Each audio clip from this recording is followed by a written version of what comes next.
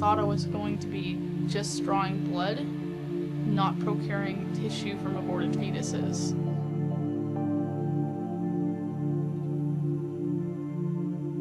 They partner with Planned Parenthood and they get part of the money.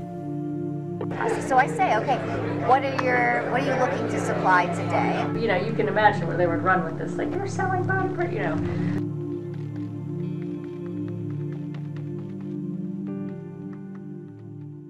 My name's Holly O'Donnell. I'm 24 and I'm a phlebotomist and an ex-procurement technician.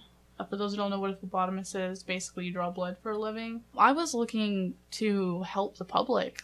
I mean, I'm looking to make blood draws easy for children, for people. I'm very passionate about people. I find myself, I'm very humane and very sensitive. I thought I was going to be just drawing blood, not procuring tissue from aborted fetuses. I basically just went on Craigslist, typed in the word phlebotomist, lab technician, and I clicked the link to apply. It said procurement technician. I went to the website, it said STEM Express, and apply now. I applied. It was really short. It wasn't even an application. It was your name, your phone number, that was it. And I got an email back and I interviewed, and they don't even let you know in the interview what you're doing. STEM Express is a company that hires procurement techs to draw blood and dissect dead fetuses and sell the parts to researchers. They partner with Planned Parenthood and they get part of the money because we pay them to use their facilities and they get paid from it. They do get some kind of benefit. We were asked to procure certain tissues like brain, liver, thymus, pancreas, heart, lungs, and pretty much anything on the fetus. It's basically huge trafficking of fetal tissues. Right. So I'll just take a couple minutes. Sure. And Brianna is my assistant. Hi. So, Oh, you're warm. I want to hang on to you. so I was talking to Mary about what I'm trying to offer to clinics as a procurement service, and she said, you know all about this. Oh, we have already a relationship with ABR. Oh, okay. So that's the sort of thing you're doing? it's a startup. So there's already a service there. I'm thinking with my business head that Using them for over 10 years, a really long time. So I just kind of renegotiated the contract. They're doing the I can't remember what they call it, but the big collection for government level collections and things like that. So I'm trying to think of other providers in our town.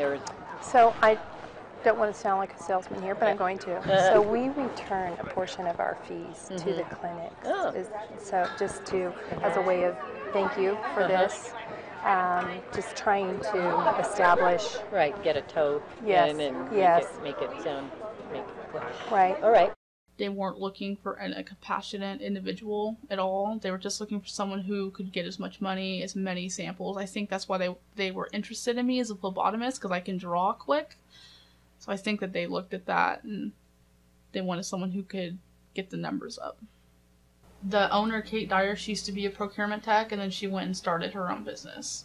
And now she's making a lot of money based off the poor girls who half the time don't even want to get abortions. It's a pretty sick company. Okay, so I'd like, what would you expect for intact tissue? What sort of compensation? What sort of? Well, why don't you start by telling me what you're used to paying? Okay, I don't think so. I would like to know what would make you happy. What would work for you? Well, you know, in negotiations, the person who throws out the figure first is at a loss, right? So. No, I don't look at it that way. I know you want to play that game. I get it, but no, I want lowball because I'm used to low things from. You know what? If you lowball, I'll act pleasantly surprised, and you'll know it's a lowball. Okay. What I want to know is what would work for you. Don't lowball it. Okay. Tell me what you really. $75 a specimen.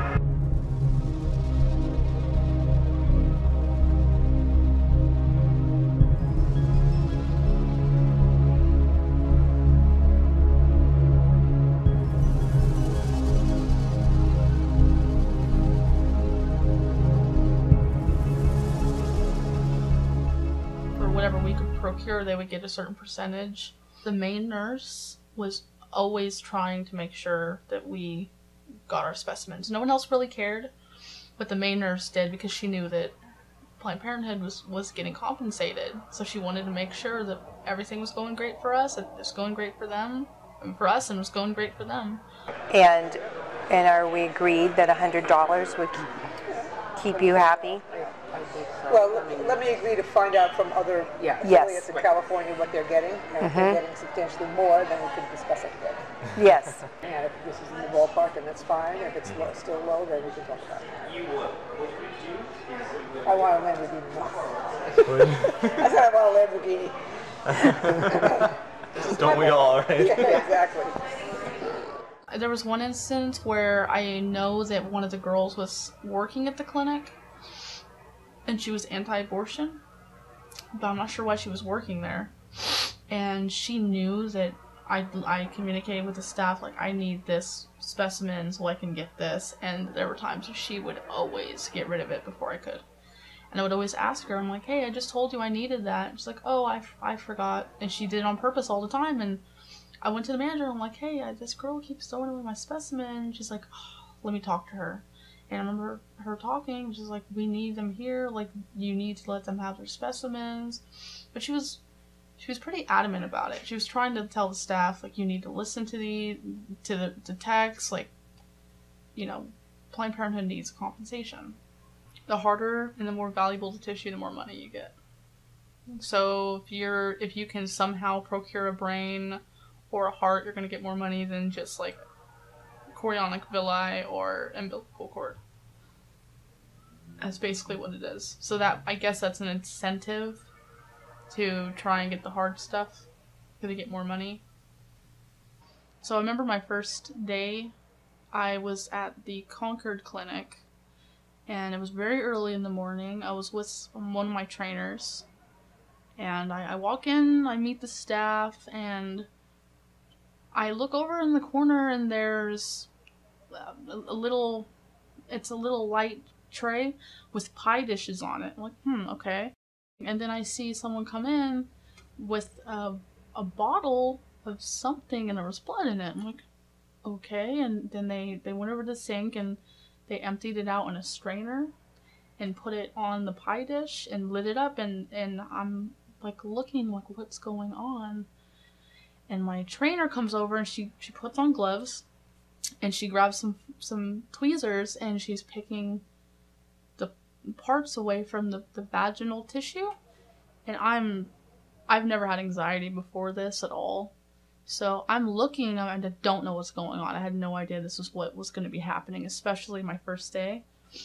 And she has tweezers, and she's like, okay, well, this is the head, this is the arm, this is a leg. And then she hands them over. Like, oh, here you go. Can you show me some of the parts I just showed you? And I grabbed the tweezers. I'm like, because I didn't want to lose this job. I didn't know. I was already stoked to get it. So I did what she said. In the moment I took the tweezers, I put them in the dish. I remember grabbing a leg, and I said, this is the leg. And the moment I picked it up, I could just feel, like, death and pain. Like, I've never felt that before. Like, shoot up through my body. And I blacked out, basically. They got the smelling salt. I woke up in the recovery room, and looking around, I was really embarrassed, who faints to their first job. And when nurses looks at me, it's like, oh, you're new, huh? I'm like, yeah, don't worry, it still happens to a bunch of us. I'm like, really? It's like, yeah, some of us don't ever get over it. And I remember leaving that day, like, what have I got myself into? So would you call that intact? These are intact kidneys, okay. yes. If somebody needed... Because if I looked at that, I'd be like, that's good to go. Oh, yeah. That's like 21. Yeah. 5 stars. Yeah, you could start a neural cell culture from this neural tissue right here. Like, would someone want that? This? Yeah. Any of Yeah, this? yeah. Oh yeah, yeah. Someone would definitely. This So was even this at is 11 definitely. weeks, even though it's really early, because I know that's when we talked about. This is neural tissue that people could take and look, and you see how it's still connected through the spinal cord back there. If you Do we even just pull send it that all close back. together, and they pick it out? Or You could actually, yeah. Yeah, some people prefer that actually because it keeps it a little more protected. Yeah. That 11.6 was pretty good. There was I mean there was like 3 or 4 samples we could have taken out of the 11.6, so that would be if we were doing like 50 to 75 per specimen, that would be like 200, 300, right? And we'd be comfortable with that. But like so it's like stuff like this, like we don't want to be like just a flat fee of like 200 and then it's like no, and the I think the per item thing works a little better just because we can see how much we can get out of it. It's really just about if anyone were ever to ask them, well, what do you do for this $60? How can you justify that? Or are you basically just doing something completely egregious that you should be doing for free? I think for affiliates, the end of the day, they're a nonprofit. They just don't want to. They want to break even, and if they can do a little better than break even and do so in a way that seems reasonable, they're happy to do it. I think this is definitely to be continued. Definitely.